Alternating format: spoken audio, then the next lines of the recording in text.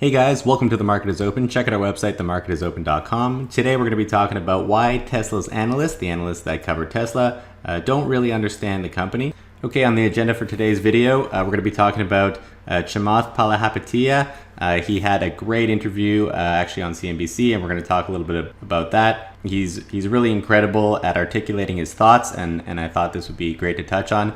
We can also talk about ARK Invest, which they reiterated their $4,000 price target on Tesla, which I believe might be a little bit too bullish, but we'll get into that in a moment. We'll also talk about why Tesla's analysts can't value the stock. Canada also launched its EV incentives for today, and Tesla found a loophole to get around some of the restrictions. And lastly, we're going to talk about the April United States deliveries. But first, please subscribe to our YouTube channel. We would really appreciate your support in helping us grow our channel. Also, check out our investing t-shirts and our Elon Musk t-shirt as well. Okay, so we're going to start by talking about Chamath Palihapitiya. He's a VC, a venture capitalist, and he was a senior executive at Facebook from 2007 to 2011. He also had some pretty big investments in Palantir, a company called Playdom, which was acquired by Disney, and a company called BumpTop, which was bought by Google. He's a bull on Tesla, and he has a stake in the company, but he owns the convertible bonds, not the common shares. So that's a little bit different. If the company goes under, for example, the bondholders get paid out first. But that said, this interview was actually amazing, I thought. You can actually just Google for it. It's on CNBC. But basically, Chamath, he really speaks his mind, and he puts the bullshit aside, and he's really incredible at articulating his thoughts. So basically, he starts off by saying that the average person can't hit a golf ball into a teacup off the pier that the interview is taking place on. But Elon Musk has basically hit this teacup 9 times out of 10 with SpaceX, with Tesla, and basically by applying his second-to-none technical sophistication across all of his companies. So clearly Chamath is holding Elon in pretty high regards, and he's very impressed with how far his companies have come so far. He calls his investment a riskless option on the Edison of our generation. And the reason why he says is riskless is, again, because he owns the convertible debt, and he believes that that sits on top of the equity, and he's going to get paid out first should there be any problems. The other thing that he's focused on is not the quarter-over-quarter performance of the company, but he takes like a 3 to 5 year view, and he says that if you look back 3 to 5 years of where Tesla was in 2014, you would be ecstatic as to where it is today. So looking forward 3 to 5 years, we should be a lot better off than we are today. And one interesting thing that he says is that the stock isn't controlled enough by Elon Musk or the insiders of the company. Instead, it's controlled by vulture-like hedge funds that prey on the company. That's what he says. So he says it's sort of out of control of the founders of the company and firmly in the hands of manipulators of the stock. So that's Chamath's view about how the stock is run, which is why he prefers these convertibles. So Chamath, he says he's 100% comfortable with the way Elon runs the company, and Scott Wapner is the interviewer, and he keeps saying, what about the funding secured tweet? What about the way he's managing the company and all that stuff? But Chamath is like, what are you talking about? He goes on to talk about the beautiful display of the car and how incredible the Model 3 is that he actually just recently purchased. He actually tells Scott Wapner that he says, you're getting caught up in the window dressing while Chamath is focusing on the main course. And he says, like, the main course is in front of you, and your choice is to either buy it and like take a bite out of it or don't. And your job as a smart investor is to separate the facts and the news from the fiction and the noise. And that seems to be a lot of what's happening around Tesla stock. And he basically says that the funding secure thing and all this tweeting and sort of that kind of stuff is all basically just noise. And if you actually looked at the company itself, you would see a huge amount of progress that's being made. So I thought this was a great quote where he says that the minute you sit inside that car, your definition of what is expected is altered forever. And I think that's completely true. I remember the first time actually that I was inside of a Tesla, and then I went back to my regular car. I was pretty disappointed in what I was driving. So Scott Wapner asked him about, like, what about all the competition though? The Audi's coming out with their new car, the e-tron, and what about all of that? And so Chamath starts talking about all of the Zune media players that he bought after the iPhone was announced. So he's basically, making fun of the fact that once there's a solid first place competitor, you don't go out and buy like the second or third or last place product. So he makes a pretty incredible analogy here. He actually says that this is basically similar to Tesla's iPhone moment with the car, and that Elon's substance is irrefutable whether you like his style of management or not. So near the end of the interview, Scott Wapner brings up Jim Chanos, and Chamath says something like, Chanos only makes money once a decade, and then he goes on CNBC for 5 minutes to talk about it when something works. So, but overall, I think one of the takeaways is that he says being long innovation makes sense, and betting against entrepreneurs that are changing the world has never made any sense. So why start now? So I think this is a pretty incredible interview. He speaks his mind and like cuts out all the bullshit, and I really like that. And I really liked his case for owning his Tesla convertible shares. So at the same time, we also heard from Cathie Wood from ARK Invest. We've covered some of the things that ARK Invest has talked about in our previous YouTube videos. But basically, ARK Invest, they actually have their own ETFs, their exchange-traded funds, where they actively manage a couple of their innovation funds. I believe they have 4 of them that are publicly traded stocks. They have a $4,000 price target on Tesla. I personally think that's a little bit, it's not that it's too high or anything, like it's not that they're too bullish, but their time horizon is much further out than the average investor. So they're looking maybe 5 years down the road, whereas the typical investor is looking 6 to 12 months. So that's why 4,000 might not make sense to a lot of people. The stock hasn't even hit $400 yet, so how could it get to 4,000? So, but they're just looking at Tesla through a different lens, and they believe that all of the people that got burned in the year, like in the dot-com bubble in 2000, they're super fearful now about not just Tesla, but other innovative companies, but specifically they're talking about Tesla in this case. And they're sort of afraid to get back into these sort of innovative companies, even though like the innovations are here today. In the year 2000, it was just a dream, whereas today, like we're actually seeing the results of the innovation, and people are afraid to get in. So that has a lot to do with Cathie Wood's thesis at ARK Invest. In terms of Tesla, they're pretty excited about the AI chip. They said that that's a huge plus for the company, and they actually have an analyst or somebody who used to work at NVIDIA as one of their analysts, who's saying that Tesla is 3 to 4 years ahead of the competitions.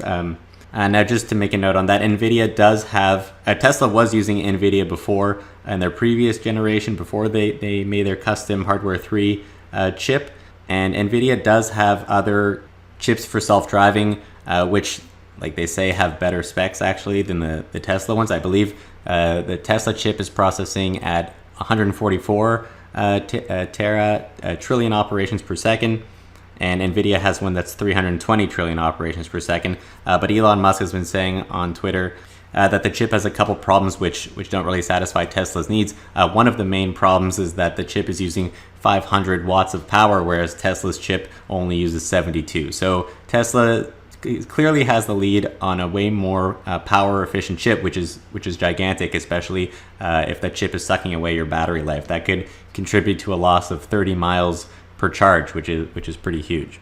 Okay, so one thing that Cathie Wood brings up is that she even says that analysts don't know how to value this stock, meaning Tesla.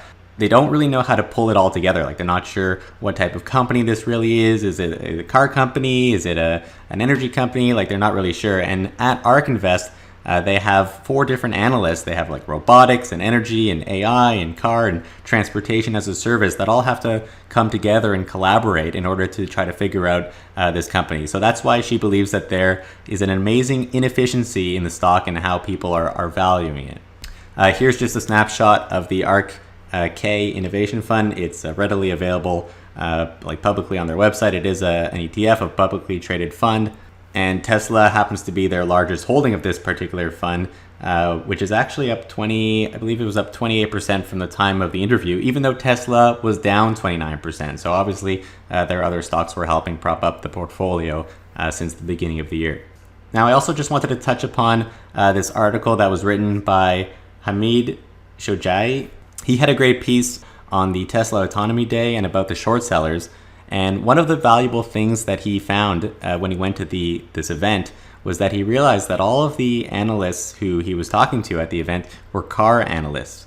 And he also noticed that the Uber and Lyft analysts were actually internet analysts. So he believes that's why there's a huge disparity between the Tesla stock price and like Uber and Lyft type stock price. He's saying, for example, like Uber and Lyft are trading at 10 times sales, whereas Tesla is only trading at 2 times revenues, for example. I mean, that said, I wouldn't use price to sales without knowing the margin of the company. But like looking at the growth rate of the companies, Tesla is growing faster than Uber. It is making more money or more revenue than Uber and Lyft, and it does have a track record. Yet the valuation for Uber and Lyft does seem pretty stretched, whereas Tesla's seems pretty cheap relative to their growth. So I think this is also in line with what Chamath had to say with sort of the manipulating of the stock, and with also what Cathie Wood had to say at ARK Invest about how the analysts don't really know how to value their stock, and they're not really collaborating with the different parts of the industry that need to be all pulled together into this one company in order to sort of figure it out. A lot of people aren't doing that, and at ARK Invest they believe they are doing that. Okay, let's switch gears here a little bit and talk about the new EV incentives in Canada. There's a $5,000 Canadian incentive that was launched today. Tesla was supposed to be excluded from that because it would only apply to cars that were less than $45,000 Canadian. The Tesla Model 3 is about $53,000 Canadian. I believe that the standard version starts at $47,000, which is above the Canadian government's $45,000 limit. So what Tesla did is that they basically announced a 150 kilometer range Model 3, which is quite low actually. That's about 93 miles. However, they priced it at $44,999, which gets them right below the incentive, so that they'll be able to qualify for the incentive. And this will be a software limited car. So once you buy the car, I mean, the government does allow you to add additional features as long as the base price is below $45,000. But Tesla can just unlock the higher range because it's simply the Model 3 Standard Plus, and it has like that kind of battery capacity and capabilities in order to boost range to make it into a Standard Plus car and still get the incentive. So that was pretty interesting. It means Canadians will still be able to take advantage of the $5,000 tax credit in Canada now, which should help sell more Tesla cars. And speaking of which, the US vehicle deliveries for April just came out today, and Tesla reports to have sold about 10,000 Model 3s in the United States during April alone. That's pretty comparable to last month in March.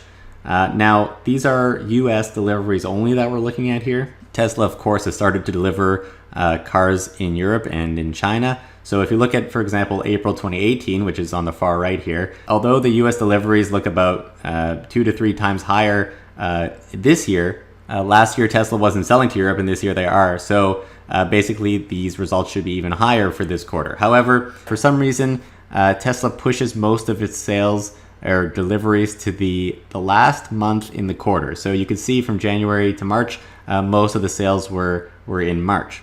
And that seems to be the trend among not only Tesla, but even the Chevy Bolt in this case, but also across all of Tesla's different brands. So I think it's good that they're starting off April pretty high up, and that's already on par with what March was, which should be the best month in that quarter. However, Tesla's sales last quarter were very light. They delivered about 60,000 cars in the quarter. They said about half of that, so about 30,000 cars was delivered in the last 10 days of the quarter. So that seems pretty crazy. I think they're going to start trying to spread it out a little bit better over the course of the quarter. The best month last year was December, where they sold 25,000 cars in a single month. However, that was all in the United States. Now we really can't tell because part of the sales will be going to Europe and China. And I know that they had about, I think it was 10,000 cars in transit. That said, they expect to deliver 90,000 cars. So they need about 30,000 cars per month. If they're only selling 10,000 in the United States in April, they need to sell 20,000 in Europe to do 30K per month. But usually a lot of it is pushed into the last month of the quarter, which in this case will be June. And also the advantage though of spreading it out is that they get a better customer experience. That's something they talked about on the conference call. The other thing is that the Righ Hand Drive cars were just launched today in the UK, and I think they should be ready for delivery in June as well, which should be pretty good timing, I guess. for that last month push in this quarter. The other thing to note is Model S and X were pretty light in the first 3 months of this year. We're looking at only the US numbers here, which were also pretty light. But overall, Tesla sold about 12,000 cars is what they delivered, and they produced about 14,000. Normally, Tesla is closer to 25,000 Model S and X combined for the quarter. However, they did just refresh their lineup for Model S and X, and Zach Kirkhorn, the CFO, expects the sales of these two cars to come back by Q3 of this year. Alright, I hope you enjoyed this video. Please subscribe to our YouTube channel. We would really appreciate your support in helping us grow our channel. Let me know what you think in the comments section below and smash that like button. Thanks for watching.